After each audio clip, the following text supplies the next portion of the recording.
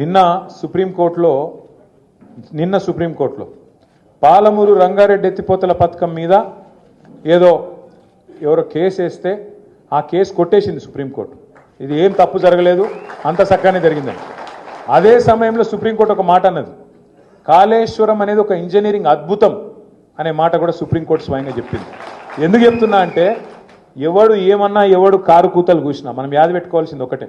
చిన్నప్పుడే పెద్దోళ్ళు చెప్పారు మనోళ్ళు, నిజం అనేది కడప దాటే లోపల అబద్ధం అంగేసుకుని ఊరంతా తిరిగేస్తుందట. అట్లనే ఈ లంగలు వీళ్ళు కాంగ్రెస్ వాళ్ళు. నా డౌట్ అయితే వాళ్ళే గులగొట్టింటారు. ఆ రోజు మేడిగడ్డ దగ్గర కూడా బాంబు గింబ పెట్టి వీడియో ఏదో చేసింటాడు.